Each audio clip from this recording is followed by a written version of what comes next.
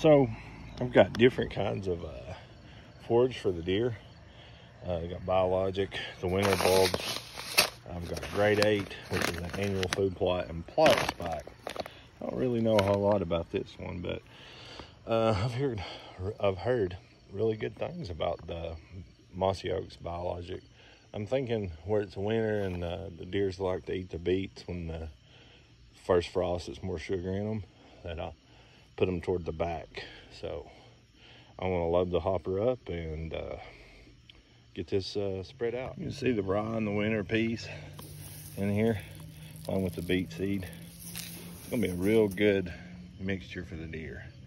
And I've noticed that this plot spike, the contents seem real similar to the grade 8, so you know, just mixing them ain't gonna hurt. So I got the seed spread out. I'm just trying to beat the rains. I'm just gonna rake it in real quick, this garden rake, and that'll be it. So I've been clearing out this little section of the forest, opening up, trying to get more light to it. We'll throw in a little food plot. Up here we got a little pond, keeps a little water in it. Deer come down and drink. So hopefully you can put some of this forage in and help them through the winter. So I got the plot spike raked in real good. You can see it. See how this does in a few weeks. So update on the food plot. You can see it come in beautifully. And what I've done, I took my garden scratcher and dug the hillside off a little bit.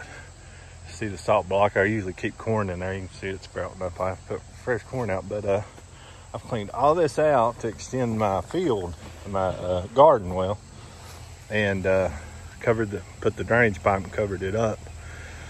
So what I'm going to do is cover all this with a food plot during the winter, because after I was doing some research, and you can find that most people plant rye as a cover crop, and oats and winter wheat. You can see it's just such a really good mix of peas. It's got peas in there too, and what the legumes, or ever how you say that, pardon my country accent, but they pull nitrogen out of the air and put it back in the soil, and hopefully that'll help my garden out. And you don't get something the deer to snack on. And I mean, the deer, you know, we live in peace for right now, but man, when I first had this garden up here, it was a war with those keeping the deer out of the corn. But you know, I'm gonna try to put this out for the deer to keep them happy, and it helps my garden. And that's another bonus I failed to mention in my video. If you have any kind of garden, and this stuff for $25 a bag, man, for 50, I think it's 50 pounds, but no, it's 40 pounds. Okay. But that's an incredible deal for such a good cover crop, a good mixture to help improve your soil. You know, what more could you ask for? So I keep posting updates about, see how it goes. It's toward the end of August here in Kentucky, and we'll see how it goes. I already know it's going to, you know, come up real good. But this dirt, the dirt on this hill and out through the middle of the field, it stays wet. I mean, I've been working on it, trying to get it right. But that dirt's more dark. But here it's kind of lighter, so who knows, you know. We have to wait and see how it turns out. So thanks for watching. And if you really want a cheap